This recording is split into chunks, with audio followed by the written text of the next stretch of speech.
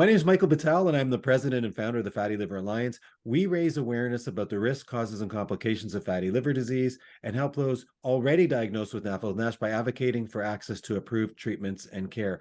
Today on our FLA Fireside Chat, we have two very special guests.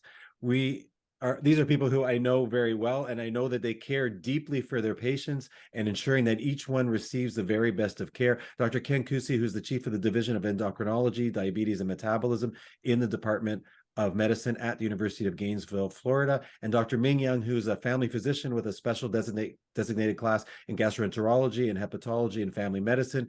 She's lead family physician for the Family Health Network at the Albany Medical Clinic in Toronto, Canada, where she also founded the Primary Liver Clinic. And Dr. Jung is also an important member of our board of directors at the Fatty Liver Alliance. So what we're here to talk about today is the AASLD guidance statements that just came out.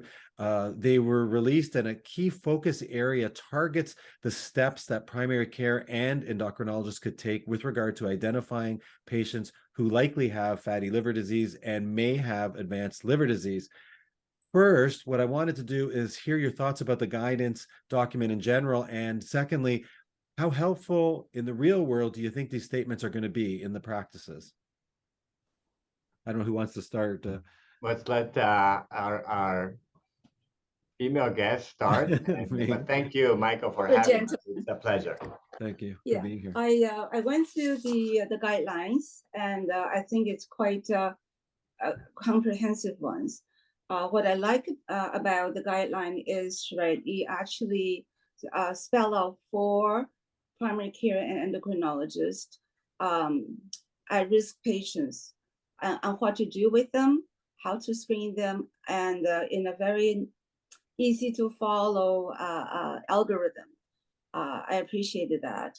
I also like the fact that it has a lot backed up with a lot of clinical data.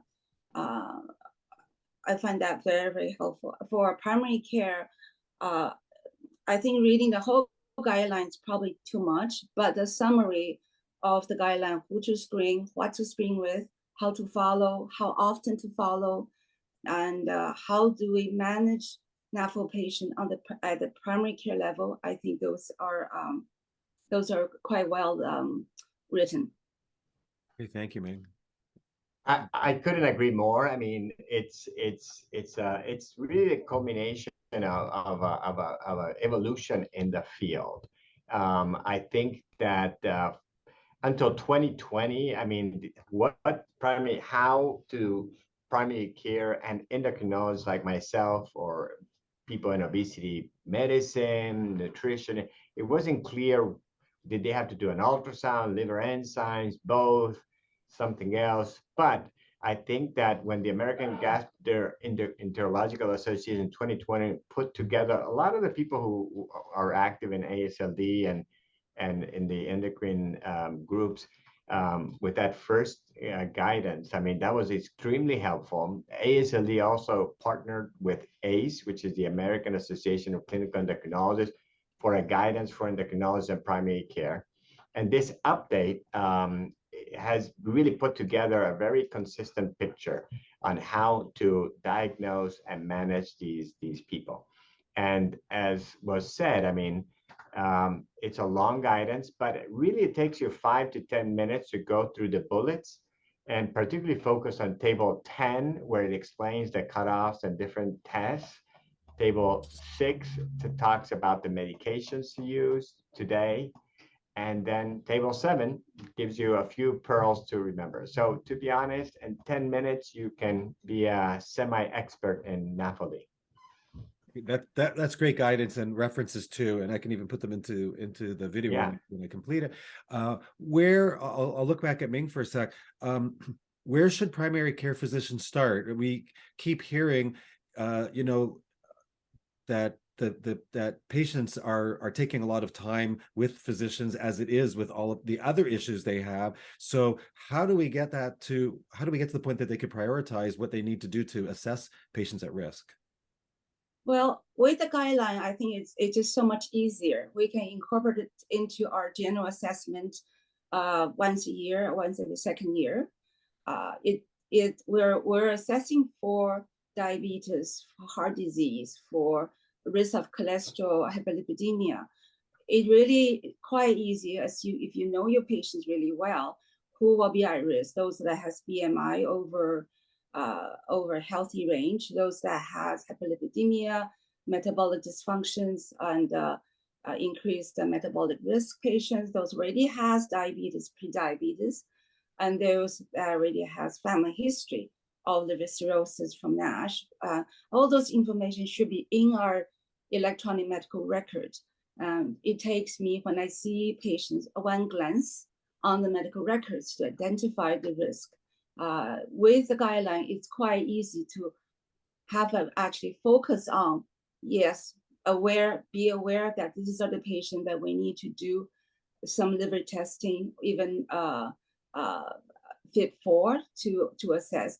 And FIB4 is so easy and straightforward. It's included in most of our yearly blood tests anyway, short of AST. So AST is a measurement of the enzymes, and the physician need to actually put it down for special order, and with the phrase saying that it's recommended by hepatology. Otherwise, patient has to pay. But even patient has to pay, it is not a huge sum that I think that most patients are willing to pay if they know they're at risk for liver disease. So Ming, I just I want to ask you this because it has come up in conversations I've had with some primary care. They've actually said, I don't have the time to start calculating all of these things with every patient. So, which I'm sure we're going to hear with the thousands of primary care physicians out there, it's likely that's going to happen. So I wonder if there are ways to have, maybe even at the lab point when the results come back, like they do for diabetes, to say, calculate the FIB4 right there. Is that possible based on the results of? If the lab will do that for us, it would be just wonderful, because when we ordered it, we don't have to think we're going to calculate it. It's not that bad to calculate it. You can go on, there's a website, you just have to plug in the value, but it takes time, as you said. And I was, as a primary care physician, really would appreciate if there is a test I can just order for FIB4 on the requisitions. Okay. And Ken, I wanted to ask you, you obviously deal with, I guess, type 2 diabetes is a huge focus because of the vast number of patients. So are you an anomaly in endocrinology that you have such a passion for liver, or is it like a hidden? I was, but how I came into this is because a gastroenterologist told to me about 20 years ago, what do we do with all these people that we're coming to us with elevated liver enzymes, and then many have advanced fibrosis. So I began looking into it, and a drug at the time called, was a new drug called pioglitazone, just proved to really reverse steatohepatitis in about 2/3 of the people, and now 6 trials have shown pretty much the same. But so that there are things you can do today. We just don't screen and say, well, we have only lifestyle. That is incorrect. And getting back to your initial question, Michael, how do we put this in the clinic? And I get asked this all the time. As endocrinologists in the United States, insurance companies pay us about 20 minutes for each patient. At that time, I need to know what is bothering them, do a review of symptoms, physical exam, check their meds, change their meds. They also have a couple of other endocrine disorders, high lipids, high blood pressure. So they say, we can do it. But this is the same as saying, well, we're not going to measure microalbumin. Or we're not going to tell you to go to an eye exam or check you for neuropathy. So unfortunately, it's inevitable. So what we have to do, as Ming very well said, we have a FIB4, which is a index calculated from age, ALT, AST, and platelets. It's on your website and electronic medical systems in the United States. And suppose in Canada, you can simply, it's a dot, you put dot FIB4 and it gives you a number. It's something that can take you 10 seconds. And I have to say, yes, you waste 10 seconds in a lot of normal people. The joy of finding somebody who has advanced fibrosis or early cirrhosis, and you can do early screening for varices and prevent them from dying from cirrhosis, or screening them for hepatocellular carcinoma, which is 3-fold higher in people with diabetes, is incredible. My last thought is the following. As I said, look at table 7 that has some pearls for clinical practice in NAFLD. The first bullet says, general population-based screening is not advised. You don't need to probably do a FIB4 in a 40-year-old lean person, but you need to know which are the top 3 groups. Type 2 diabetes with obesity, highest risk. 1 in 5 have moderate to advanced fibrosis. Second, people with type 2 diabetes who are non-obese also have a very high risk. And people with obesity, with or without diabetes or prediabetes, but that have metabolic features of the insulin resistance syndrome, metabolic syndrome.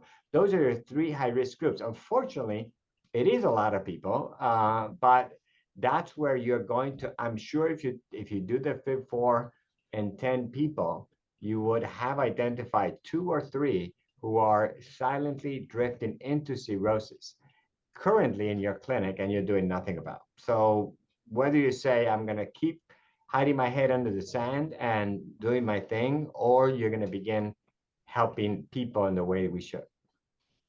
I think the key thing is really to be cognizant of the fact that there is fatty liver out there, and there are at-risk population, and there is simple way of screening them.